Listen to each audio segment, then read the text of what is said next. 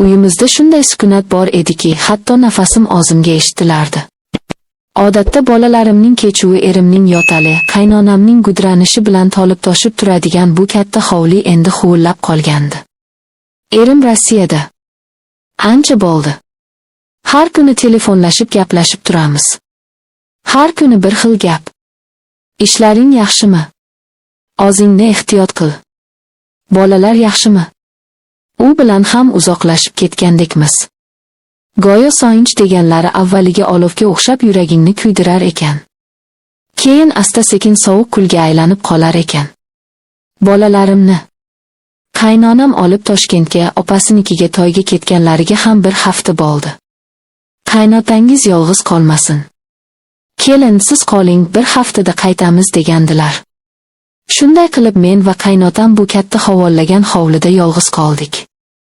Qaynotam odam kamgap inson. Bolasi uzoqda, xotini, nevaralari mehmonda. U kishi uchun ham oson emasligini bilardim. Ko'pincha ayvonda eski karavotda xayol surib o'tiradilar. Men o'z ishim bilan doim oloraman, sigir soqaman, ovqat qilaman, uylarni yig'ishtiraman. Biz deyarli gaplashmasdik. Faqat zarurat yuzasidan ota choy ichasizmi, kelin tuz bormi?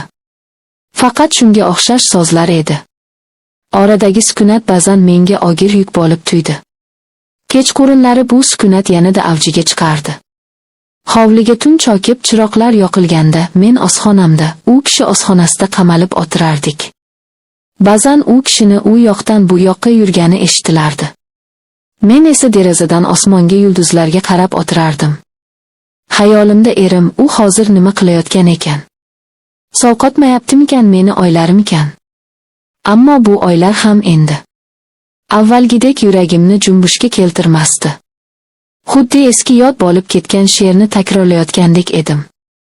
Bir kuni kechqurun yomg'ir kuya boshladi. Bax yomg'iri uyimiz tomiga urilayotgan tomchilar sukunatni biroz bo'lsa-da buzardi. Bir kuni elektr o'chib qoldi. Butun hovlini zimziyo qorong'ulik bosdi. Telefonimning chirog'ini yoqib sham izlay boshladim. Oshxonadan bir dona sham topib yoqdim va qaynotamning xonasiga moraladim. U kishi deraza oldida tashqariga tikilib o'tirgan ekanlar. Ota chiroq ochdi. Sham olib keldim dedim. U kishi sekin qaradi. Sham yorida yuzlaridagi ajinlar yanada chuqurlashib bortib ko'rindi. Uning ko'zlarida chuqur bir charchoq alam bor edi. "Ha, kelin, rahmat. Shu yerga qo'ya qoling", dedilar. Past ovozda. Shamni stol ustiga qo'ydim. Xonadan chiqib ketmoqchi edim. Lekin u kishining ovozi to'xtatdi. "O'tiring, kelin." Bir ozim zerikdim. Bu taklifni kutmagandim. Ikkilanib eshik oldidagi kursiga o'tirdim. Oda sham alangasi bizni bir-birimizdan ajratib turardi. Uzoq jim qoldik. Yomg'irning shovullashidan boshqa ovoz yo'q edi. "Bolam bilan gaplashdingizmi?" Nihoyat so'radilar. "Ha, kecha gaplashdim. Yaxshi yuribdi-kan", dedim odatdagidek yana sukunat. Keyin u kishi kutilmaganda chuqur xo'rsindilar. Bu xo'rsiniqda so'xinch mujassam edi. "Pul topaman deb yoshligini xazon qilyapti bolam. Na bola-chaqasining oldida, na ota-onasini. Hayotni mazasi qayoqda qoldi?" O'zi bu so'zlar yuragimga oqdek qadaldi. Chunki bu mening ham har kunlik oylarim edi. Erimning topgan puli rozxorga, imoratga ketardi. Ammo bizning o'tayotgan umrimizchi? Mening ayollik baxtim uning yoshligichi. "Hali hammasi yaxshi bo'lib ketadi ota", dedim bazor. U kishi menga qaradilar. Bu safar nigohlari boshqacha edi. Bu qaynotaning keliniga qarashi emasdi.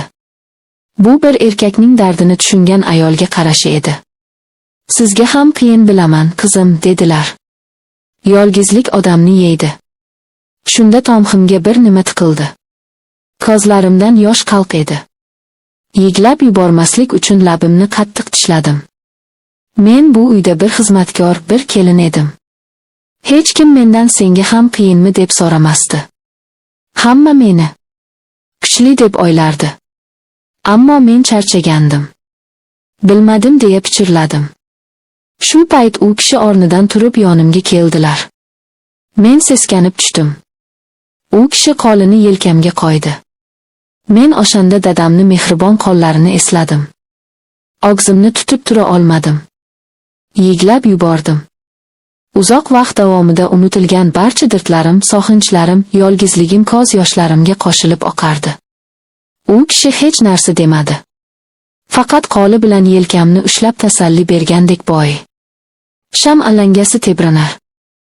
Ikkimizning devordagi soyalarimiz bir-biriga qo'shilib ketardi. Qancha vaqt shunday o'tirganimizni bilmayman. Yomg'ir tindi.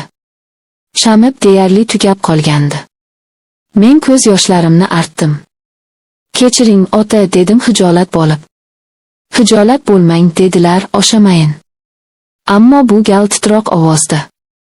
U kishi qo'lini yelkamdan olmadi. Aksincha barmoqlari bilan sochimni sekin siladi. Yuragim dukillab ketdi. Bu nima? Bu qanday holat? Aqlim turxonangga kel, bu gunoh deb bong urardi. Ammo tanam, ruhim qimirlashni istamasdi. Men shu mehrga, shu e'tiborga shunchalik tashna edimki, bu iliqlikdan voz hech kim kelmadi. U egilib yuzimga qaradi. Ko'zlarimiz to'qnashdi. Uning ko'zlarida endi nafaqat charchoq, balki bir iltijo, bir olov porlardi. Bu qarashdan butun vujudim muzlab ketdi. Qaynotam, erimning otasi. Bu fikr miyamda char urardi. Ammo hozir u qaynotam emas, balki meni tushunadigan, dardimga sherik bo'lgan yagona inson edi. U sekin yuzimga yaqinlashdi. Men ko'zlarimni yumib oldim. Lablaridan aroqning hidi anqidi. Demak, yolg'izlikdan ichgan ekanlar. U meni olibdi. Bu o'pishda na ehtiros, na shiddat bor edi. Bu ikki yolg'iz yaralangan qalbning bir-biriga taskin berishga urinishi edi. Bu gunohkor, ammo shunchalik zarur bo'lgan bir taskin edi. Men qarshilik qilmadim. O'sha lahzada men na erimning xotini, na bu xonadonning kelini edim. Men shunchaki yolg'iz mehrga zor bir ayol edim. Tong otdi. Chiroq yonib turgandi. Tunda qachon yonib, qachon o'chirganimizni eslay olmadim. O'rnimdan turib yuzimni yuvdim. Hovul chiqqanimda qaynotam allaqachon turib ayvonda choy ichib o'tirardi. Unga ko'zim tushishi bilan kechagi voqea yodimga tushib, butun tanamga titroq kirdi. Uyat, qo'rquv, gunohkorlik hissi butun vujudimni qamrab oldi. U kishiga qaray olmadim. Salom berdimi, oshxonaga kirib ketdim. Nonushta tayyorladim. Lekin og'zimning tomog'imdan hech nima o'tmadi. Dasturxon yozib, choynakni olib chiqqanimda, u kishi bilan yana yuzma-yuz bo'ldik. Uning nigohida ham hijolat bor edi. Biz hech narsa demadik. Hech narsa bo'lmagandek nonushta qildik. Ammo oramizdagi sukunat endi boshqacha edi. Bu bo'sh sovuq sukunat emasdi. Bu sirlar bilan, aytilmagan so'zlar bilan, gunohning og'ir yuki bilan to'la bir sukunat edi. Biz endi bir-birimizga begona emasmiz. Bizni umrbod bir-birimizga bog'lab turadigan bir sir birlashtirib turardi. Kunlar o'tmoqda. Qaynonam va bolalarim ertaga qaytib kelishadi. Hovli yana shovqinga to'ladi. Em yana telefon qiladi. Hayot o'z iziga tushib ketgandek bo'ladi. Ammo men bilaman, hech narsa endi avvalgidek bo'lmaydi. Bu hovlining devorlari, bu ayvon, bu xonalar hammasi mening gunohimga guvoh.